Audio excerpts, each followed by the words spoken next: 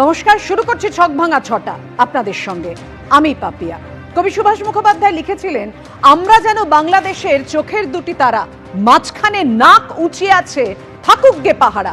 কবি আসলে দুদেশের মধ্যে মৈত্রীর কথা বলেছিলেন, আর সেই পাহারাকে এখন থোড়াই কি আর অনুপ্রবেশকারীদের, কারণ সেই কাঁটাতারি যে এখন আর নেই।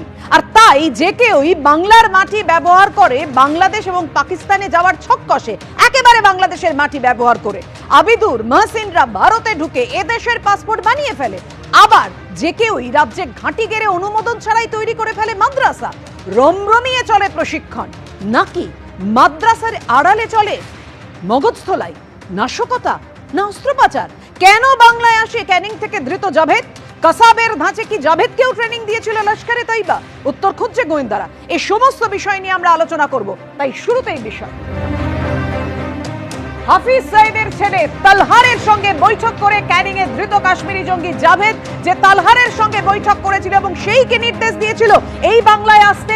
হাফিজ সাইদের ছেলে তালহারের নির্দেশেই কি বাংলায় আসে জাভেদ? তদন্তে গোয়েন্দারা, এবং গোয়েন্দারা তদন্তে নেমে সেই উত্তরই খুঁজতে চাইছেন।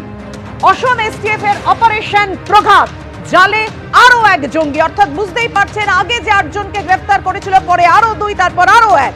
এবার পার্ক স্ট্রিট থেকে গ্রেফতার বাংলাদেশি অনুপ্রবেশকারী। পার্ক স্ট্রিট থেকে আরো একজন অনুপ্রবেশকারী যে জাল পাসপোর্ট তৈরি করে এদেশে ছিল, তাকে গ্রেফতার করলো পুলিশ।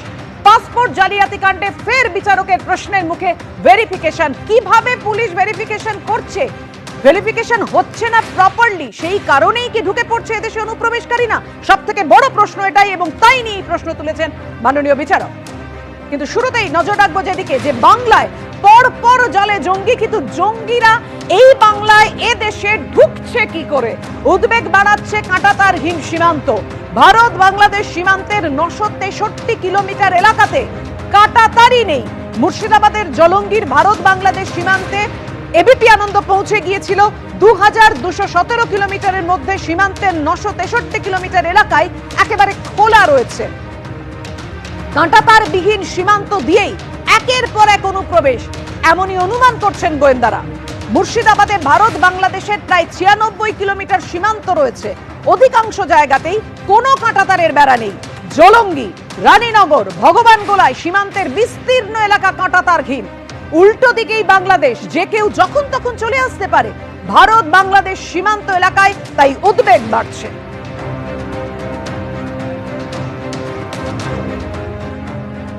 আর এই জায়গায় অর্থাৎ সীমান্তেই পৌঁছে গিয়েছিলেন আমাদের প্রতিনিধি পার্থপ্রতিম ঘোষ। দেখুন এবিপি আনন্দ সেই বিশেষ প্রতিবেদন। দেশের বিভিন্ন প্রান্তে জঙ্গি সন্দেহে একের পর এক গ্রেপ্তারি হচ্ছে, এবং যখন এই গ্রেপ্তারি হচ্ছে সেক্ষেত্রে পশ্চিমবঙ্গের নাম কিন্তু উঠে আসছে। অনেকেই যে বিষয়ে অভিযোগ করছেন যে পশ্চিমবঙ্গ সেটা কিন্তু একেবারে জঙ্গিদের জন্য বা অনুপ্রবেশকারীদের জন্য সেফ প্যাসেজ হয়ে উঠেছে। আমরা বর্তমানে দাঁড়িয়ে রয়েছে, এটা হচ্ছে মুর্শিদাবাদের বামনাবাদ বর্ডারে, এবং যে বামনাবাদ বর্ডার মুর্শিদাবাদে, সেটা কিন্তু বিস্তীর্ণ যে এলাকা রয়েছে সেই এলাকা কাঁটাতার নেই, এবং এক্ষেত্রে বিএসএফ এর কড়া নজরদারি, এবং সেই নজরদারি এখানে চালানো হয় বলে বিএসএফ তরফ থেকে বলা হচ্ছে।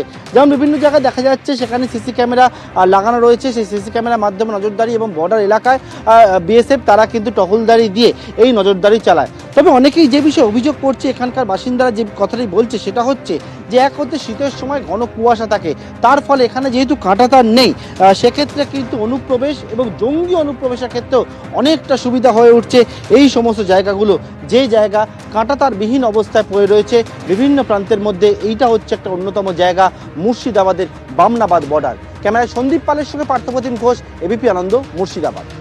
আপনারা কোথায় যান এখান থেকে চাষবাস করতে? আমরা বর্ডারে যাই। বর্ডারে যান, ওখানে বর্ডারটা কেমন? বর্ডারটা বলতে গেলে এখন আপাতত বিএসএফ থেকে ভালোই, বিএসএফ আছে, কিন্তু এমনি কাঁটাতার দিয়ে ঘেরা না, কাঁটাতার ঘেরা নাই, কাঁটাতার ঘেরা নাই, কোনোদিনই ছিল না। না আপাতত এখন কোনো দিনই নাই। এখন কতটা জায়গা এখানে কাঁটাতার নেই? কাঁটাতার বলতে কতটা হবে, অনেকটা। ও কাকমারের ক্যাম্প থেকে এটা গোটাটা ফাঁকা। এমনি এখানে কাঁটাতার আপাতত নেই, এখান থেকে প্রায় 5-6 কিলোমিটার দূরে কাঁটাতার আছে। সোজা গেলে তো বাংলাদেশ, মানে সেইখানটা পুরো ওপেন আছে, দুদিকে বিএসএফ। হ্যাঁ, বিএসএফ বা বিডিআর দুজনেই আছে, কিন্তু কাঁটাতার নেই। এমনি ফাঁকা জায়গা থেকে যদি চোরা পথে কেউ আসতে চায়, তাহলে তো এই কুয়াশার সময় বা এই সময় চোরা পথে আসতে চাইলে হয়তো আপনার বকচোরাকে চলে যেতে পারে, তারপর আসতে পারে, চলে আসতে পারে। চলে আসতে পারে। হয়তো পুলিশ হয়তো হালাতে দেখতে হবে না কিছু, ক্যামেরা তো কাজ করবে না, তখন চলে আসতে পারে। আপনারা দেখলেন 2217 কিলোমিটার মধ্যে সীমান্তের 963 কিলোমিটার এলাকায় খোলা, সুতরাং অনুপ্রবেশকারী তো ঢুকে পড়তে পারবেন, খুব স্বাভাবিক। এখানেই তো প্রশ্ন উঠছে। কথা বলবো, নিউজ রুম থেকে রয়েছেন আমাদের প্রতিনিধি অতনু হালদার। অতনু, ঘরের দরজা জানলা যদি খোলা থাকে তাহলে তো যে কেউই ঘরে ঢুকবে। দেখো, যেটা হচ্ছে, যেটা এই ভারতবর্ষের সঙ্গে বাংলাদেশের যে বিস্তীর্ণ বর্ডার রয়েছে, এর মধ্যে আমাদের রাজ্য পশ্চিমবঙ্গই সব থেকে বেশি এই সীমান্ত এলাকা রয়েছে এই বাংলাদেশের সঙ্গে, এবং এর মধ্যে বেশ কয়েক জায়গাতেই এখনও কাঁটাতার দেওয়া সম্ভব হয়নি, এবং সেখানে বর্ডার খোলা অবস্থায় রয়েছে, সেখানে সিসিটিভি বসিয়ে, এবং যারা বিএসএফের জওয়ান রয়েছে তারা নিজেরা ম্যানুয়ালি অর্থাৎ ফিজিক্যালি গিয়ে তারা এখানে সীমান্ত রক্ষার কাজ করে। কিন্তু এতদিন পর্যন্ত যা ছিল, এই গত 3-4 মাসে পরিস্থিতির আমূল পরিবর্তন হয়ে গেছে। কেন বলছি, তার কারণ হচ্ছে বাংলাদেশের পরিবর্তিত পরিস্থিতিতে সেখানে যেভাবে ভারত বিদ্বেষ বেড়েছে, সেখানে পাক মদতপুষ্ট জঙ্গি সংগঠনগুলো যেভাবে এসে তাদের ঘাঁটি গাড়ছে, এবং বাংলাদেশের মাটিকে ব্যবহার করে যেভাবে ভারতবর্ষকে টার্গেট করা হচ্ছে, তাতে এই সীমান্ত এলাকাগুলো অত্যন্ত ঝুঁকিপূর্ণ হয়ে উঠেছে। এবং এখানে যেখানে যেখানে গোয়েন্দারা বলছেন যেখানে যেখানে কাঁটাতারের বেড়া নেই, সেই সমস্ত জায়গাগুলো নিয়ে ঝুঁকি বেশি।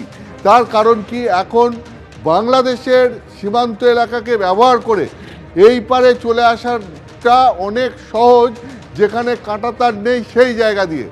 এর দুটো কারণ, এক হচ্ছে গিয়ে বাংলাদেশ বর্ডার গার্ড যেটা রয়েছে, যে বর্ডার গার্ড বাংলাদেশ, সেই যখন জঙ্গি অনুপ্রবেশের ঘটনা ঘটবে, তারা কতটা সক্রিয়ভাবে সেই বর্ডার গার্ড বাংলাদেশ তাদেরকে আটকাবে, তা নিয়ে এই দেশের গোয়েন্দাদের মধ্যে, আমাদের দেশের গোয়েন্দাদের মধ্যে একটা সন্দেহ রয়েছে। তাহলে কি পড়ে রইল, যে ওই বাংলাদেশ থেকে তারা নিশ্চিন্তে চলে আসবে সীমান্তে, এবং সীমান্তে এসে তারপর খুব সহজেই এই সমস্ত যেখানে কাঁটাতারের বেড়া নেই সেখান দিয়ে খোলা এই সীমান্ত ব্যবহার করে খুব সহজেই এসে তারা ঢুকে পড়তে পারে পশ্চিমবঙ্গে। একে শরণার্থীদের চাপ বাড়ছে, সেই শরণার্থীদের চাপে সঙ্গে সঙ্গে তার ভিড়ে মিশে জঙ্গিরা ঢুকে পড়তে পারে। এবং শুধু তাই নয়, যেটা আরও ঝুঁকির, সেটা হচ্ছে যে এই মুর্শিদাবাদ এলাকাটা কি মূলত বেশি ঝুঁকিপূর্ণ বলে গোয়েন্দারা মনে করছেন। তার কারণ, এই মুর্শিদাবাদ এলাকা দিয়ে জঙ্গিদের ঢুকে পড়া এবং ঢুকে এখানকার জনগোষ্ঠীর সঙ্গে মিশে যাওয়া, এইটা সহজ হবে বলে গোয়েন্দারা মনে করছেন। যে এই ওখান থেকে যারা আসার চেষ্টা করবে, বা যে সমস্ত জঙ্গিরা ঢুকবে, তারা ঢুকে মুর্শিদাবাদের জনগোষ্ঠীর সঙ্গে মিশে গেলে খুব সহজে তাদেরকে আলাদা করে আইডেন্টিফাই করাটা মুশকিল বলে গোয়েন্দারা মনে করছেন। এবং সেই কারণেই গোয়েন্দারা যেটা বলছেন, যে যে জায়গায় কাঁটাতারের বেড়া নেই, যে জায়গায় সীমান্ত খোলা রয়েছে, সেই সমস্ত এলাকাগুলো গত 3-4 মাসে অত্যন্ত ঝুঁকিপূর্ণ হয়ে উঠেছে বাংলাদেশের এই পরিবর্তিত পরিস্থিতিতে। এই সমস্ত জায়গাগুলোই জঙ্গিরা সীমান্ত পার হওয়ার জন্য ব্যবহার করতে পারে বলে আশঙ্কা, এবং ইতিমধ্যে কিছু কিছু ক্ষেত্রে ব্যবহার করা হয়েছে বলেও গোয়েন্দারা মনে করছেন, যে কয়েকটা জায়গায় জঙ্গিরা এগুলোকে ব্যবহারও করেছে। ধন্যবাদ তোমায় অতনু। একদম এই জায়গাতেই আমি কর্নেল পৃথ্বীরঞ্জন দাসের কাছে আসবো। এই 2217 কিলোমিটারের মধ্যে 963 কিলোমিটার এলাকায় যদি খোলা থাকে, যেমনটা গোয়েন্দারা মনে করছেন, যে জঙ্গিরা তো এই পথ দিয়ে খুব সহজেই অনায়াসেই ঢুকে পড়তে পারবে। একদম ঠিক। খোলা যেখানে আছে, যে কোনো জায়গায় যদি বাধা সৃষ্টি করতে হয়, প্র্যাকটিক্যালের ভাষায় আমরা বলি যে প্রথমে অবস্টাকল, অ্যান্ড অবস্টাকল সেটাকে যেন সার্ভেলেন্স এবং ফায়ার পাওয়ার দিয়ে কভার করা যায়। যেখানে অবস্টাকলসই নেই, সেখানে তো স্পেশালি রাত্রিবেলা কে ঢুকছে কে বেরোচ্ছে, এইভাবে তো সম্ভব না যে বিএসএফ লাইন দিয়ে দাঁড়িয়ে থাকবে আর আটকাবে, সেটা সম্ভব না। তাহলে কি করে আটকানো যায়?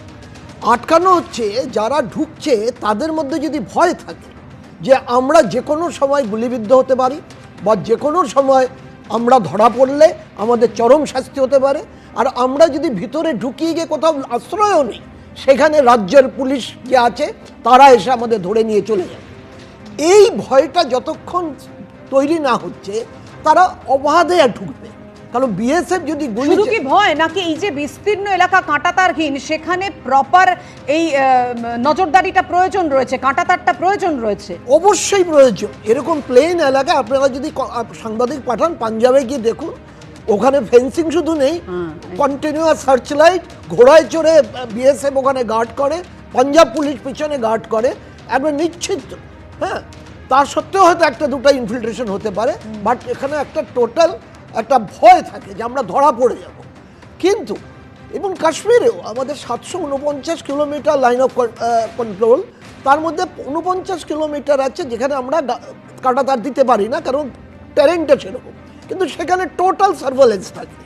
তো তা সত্ত্বেও ডিটারমাইন্ড মিলিটেন্ট একজন দুজন ঢুকে যেতে পারে, কিন্তু এখন তো লার্জ স্কেলে ঢুকছে, এবং ব্যাপারটা হচ্ছে আগেই ঢুকে বসে আছে, ঢুকে বসে এরা স্লিপার সেল বানিয়েছে আজকের থেকে না, অনেক বছর থেকে। একদম এই জায়গাটাতেই আসবো কর্নেল দাস পরে, যে কথা আমি শুরুতেই বলেছিলাম যে এই যে লার্জ স্কেলে জঙ্গিরা ঢুকছে, পরপর জঙ্গি গ্রেফতার হচ্ছে, অসম এসটিএফ এর হাতে গ্রেফতার হচ্ছে, তার সঙ্গে বাংলা যোগ রয়েছে, কানেকশন রয়েছে, কিভাবে কার নির্দেশে লস্করে তৈবায় যারা প্রশিক্ষণ নিয়েছিল, একেবারে আইইডি তৈরিতে সিদ্ধহস্ত এই জাভেদ মুন্সি সে রীতিমতো রেকি করেছিল, অস্ত্র পাচারের ছক ছিল নাকি একেবারে নাশকতা ঘটাতো সে, যার ফলে বুঝতেই পাচ্ছেন আতঙ্কের জায়গা, ভয়ের জায়গাটা কোথায়। আর এই জায়গাতে আমি যে খবর এই মুহূর্তে সামনে রাখবো, এবার বাংলাদেশি অনুপ্রবেশকারী যোগে এক তৃণমূল কর্মীকে গ্রেফতার করা হলো।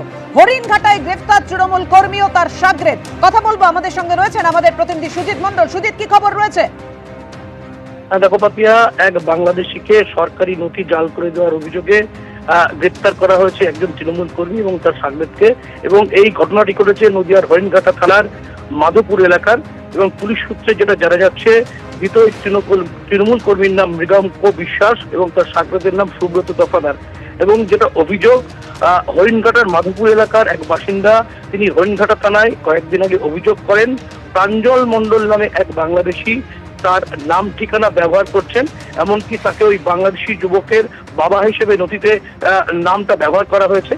এই অভিযোগের ভিত্তিতে কয়েকদিন আগে প্রাঞ্জল মণ্ডল নামে ওই বাংলাদেশিকে হরিণঘাটার উত্তরপাড়া এলাকা থেকে গ্রেফতার করে হরিণঘাটার পুলিশ, এবং তাকে জিজ্ঞাসাবাদ করে উঠে আসে এই সুব্রত দফাদার এবং মৃগাঙ্ক বিশ্বাসের নাম।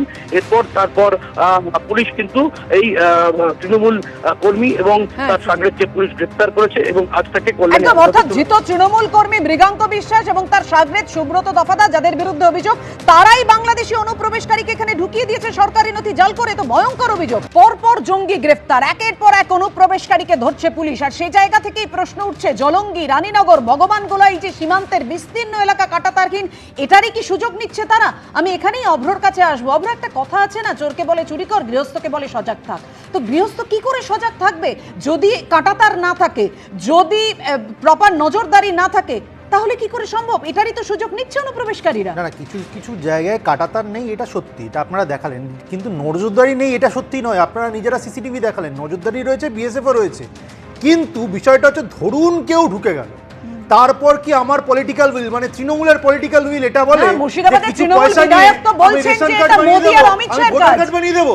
এটা হতে পারে? আমি আপনাকে বলে দিচ্ছি, এই যে ক্যানিং থেকে ধরা পড়েছে যে জঙ্গি, যাকে কাশ্মীর পুলিশ এসে ধরে ট্রানজিট রিমান্ডে নিয়ে যাচ্ছে, তারপরে এসটিএফ এর লোক পরিষ্কার মিডিয়াকে বলে দিয়েছে যে ইন্টেলিজেন্স ইনপুট এসেছিল কাশ্মীর পুলিশের তরফে। আপনারা নিজেরা আনন্দবাজার অনলাইনের রিপোর্টটা দেখে নিন, কিছু বছর আগে বেরিয়েছে, বলছে এই মুখ্যমন্ত্রী মমতা বন্দ্যোপাধ্যায়ের নীতি ছিল 10,000 খারিজি মাদ্রাসাকে অনুমোদন দিতে হবে, এবং সেটা পুরো বর্ডার লাগোয়া সব পুরো এলাকায়। আমি বলছি 20, 21, 22, 23 আল কায়দা জামাতের জঙ্গি ধরা পড়েছে এবং অন্যান্য রাজ্যের এটিএসএ ধরেছে, কিন্তু এই জায়গায় দাঁড়িয়ে ফেডারাল স্ট্রাকচারের আন্ডারে তৃণমূল সরকারের সদিচ্ছাটা কোথায়? আপনারা এক্ষুনি দেখালেন হরিণঘাটা থেকে একজন ধরা পড়েছে, সে এরকমভাবে ভোটার কার্ড বাড়িয়ে দিচ্ছিল।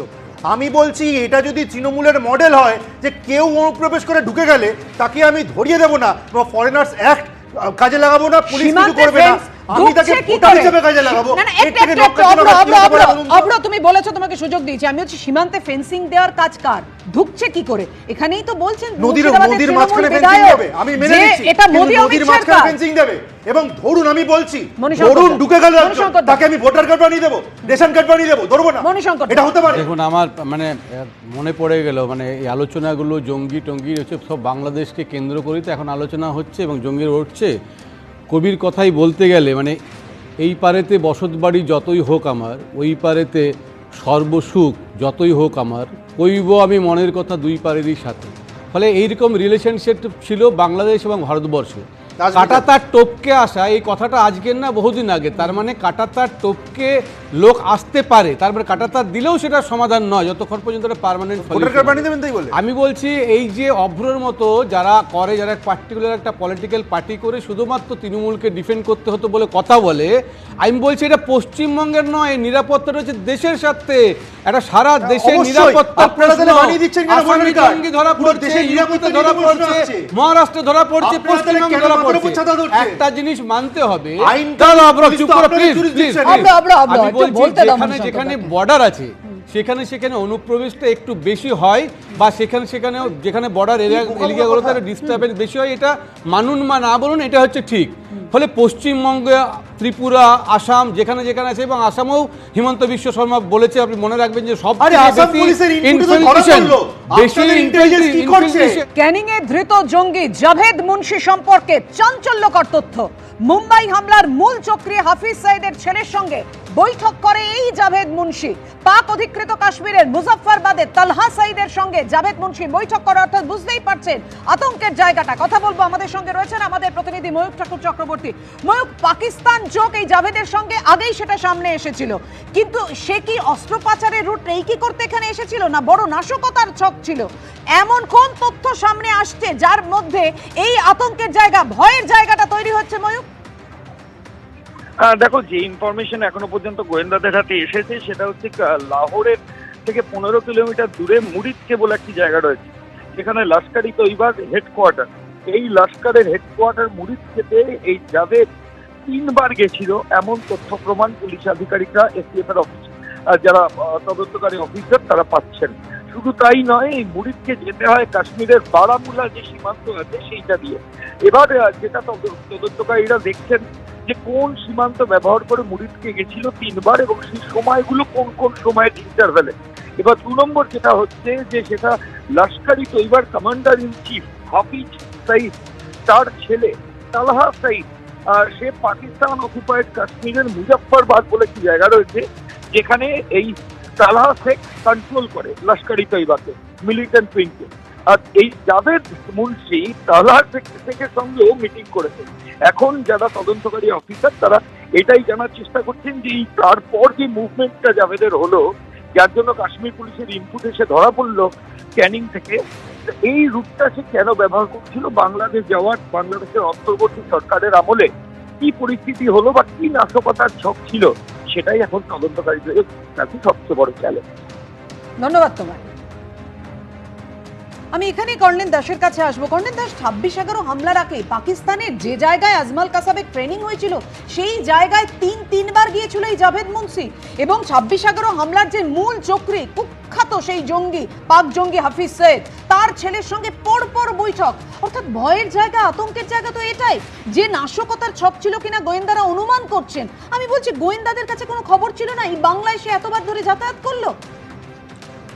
দেখুন, জাভেদ মুন্সি একটা বিগ ক্যাচ, মানে খুব বড় একটা জঙ্গি, এবং খুব ওয়েল ট্রেন্ড জঙ্গি।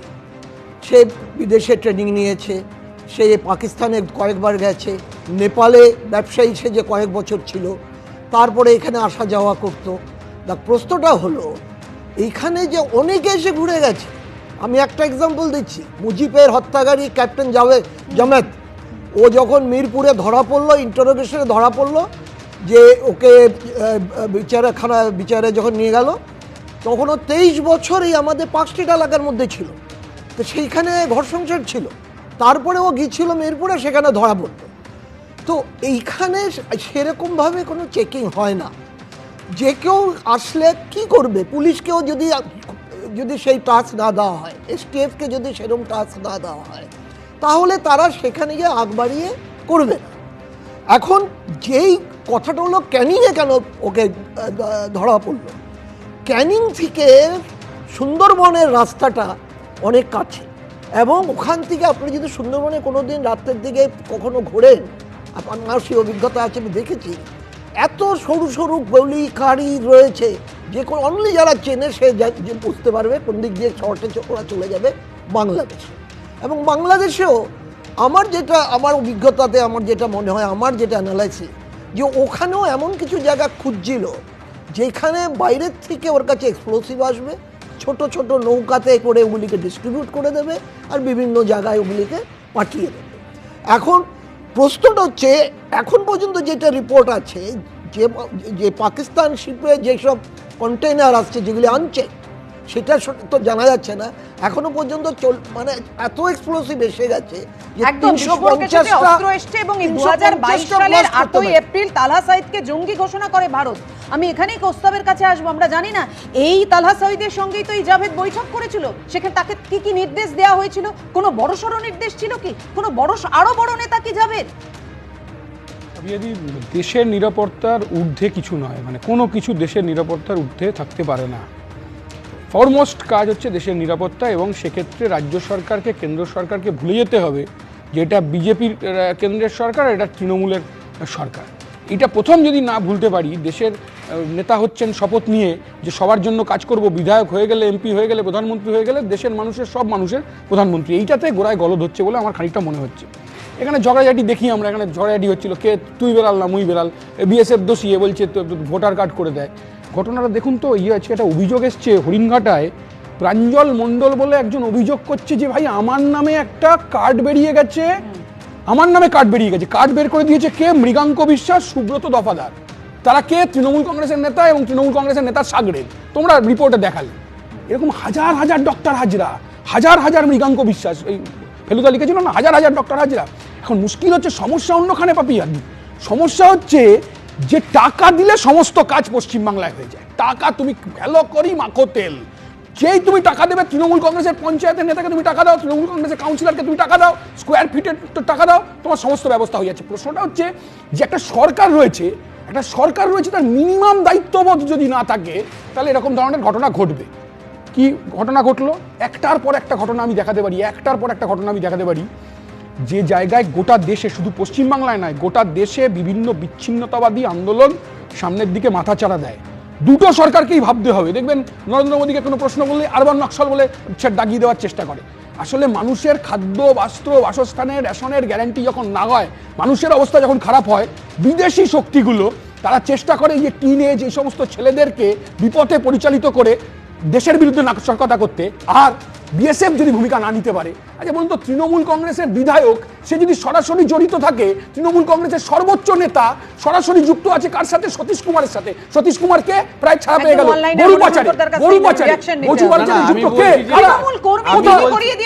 আমি বলছি যে পচা কথাগুলো এমন ভাবে কৌস্তব কথা বলছে যেন ভারতবর্ষের যে internal security, border management, state আর সেন্ট্রালের রিলেশনশিপ পুরোটাই ডিপেন্ড করছে তৃণমূল কংগ্রেস সরকারের উপর। তবে তৃণমূল কংগ্রেস দায়িত্ব নেই, তৃণমূল কংগ্রেস পার্টি যেটা সরকার করছে, পুরো দেশটা ডিপেন্ড করছে যে পশ্চিমবঙ্গ সরকার কিভাবে চালাবে। তাহলে পশ্চিমবঙ্গ সরকারকে দিয়ে দিন দেশটা চালাতে। আমি বলছি যে কর্নেল সাহেব যে কথাটা বলছিলেন যে পাঞ্জাবে তার নেই, তবুও সিকিউরিটি এমন অ্যালার্ট থাকে যে বন্দুকের ভয় পায়। আপনি নরওয়ে দিয়ে চলে যান, সুইডেন, ফিনল্যান্ড, একটা বর্ডার শুধু আছে যেখানে মানুষ যায় না। সেন্ট্রালের যে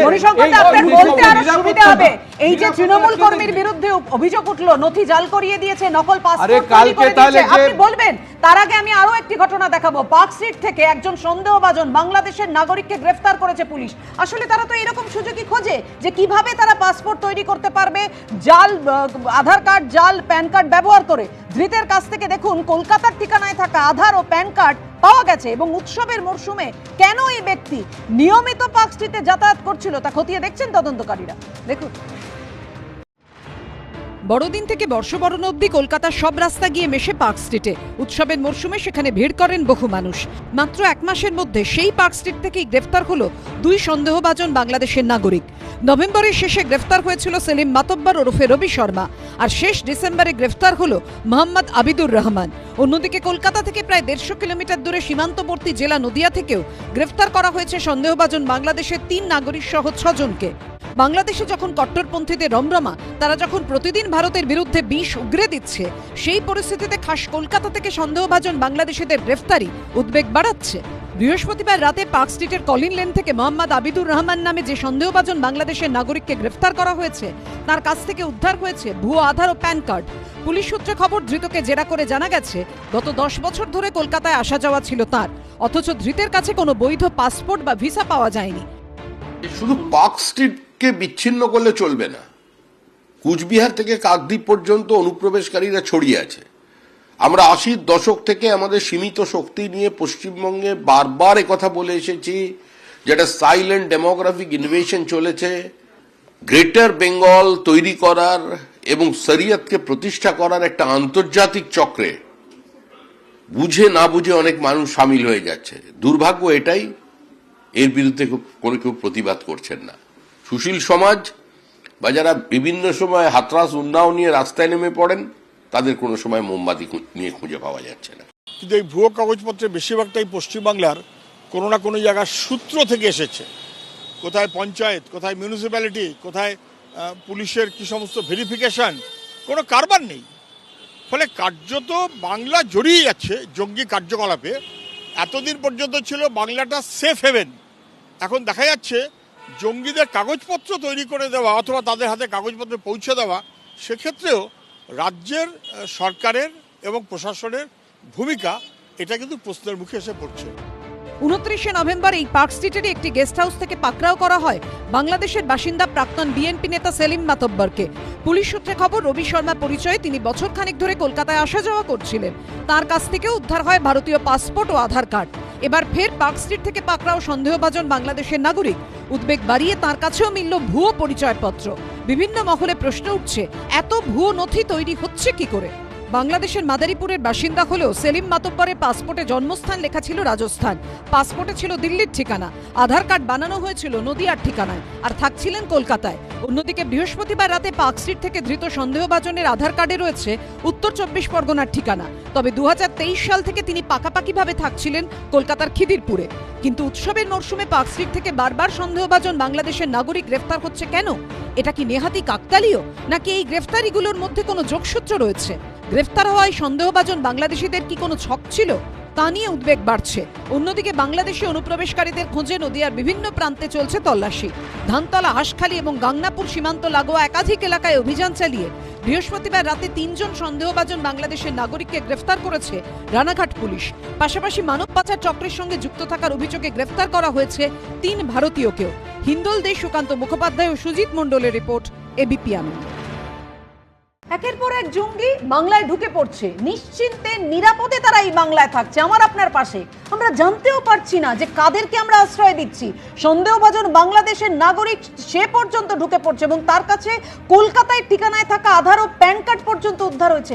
অভ্র, মানে এত ভুয়ো নথি তৈরি হচ্ছে কি করে? প্রশ্নটা তো এখানে। এবং কতটা তাহলে আমরা নিরাপত্তাহীনতায় ভুগছি ভাবতেই পারছো। দেখুন, এটা দুয়ারে জঙ্গি প্রকল্প শুরু করেছে তৃণমূল কংগ্রেস, যে কয়েক পয়সা নেবে এবং এভাবে বিক্রি করে দেবে আমাদের দেশের Aadhaar card, voter card, ration card এগুলো। বিষয়টা হচ্ছে, এই যে জঙ্গিদের এত সাফল্য আমরা দেখতে পাচ্ছি, এর পেছনে তৃণমূল মাতব্বর সরকারের কিন্তু যে ভূমিকা আছে সেটা অনস্বীকার্য।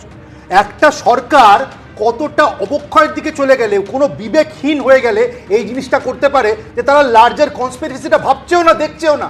তারা খালি একটু ভোট পাবে, এদের থেকে সমর্থন পাবে আর পকেট ভর্তি করবে।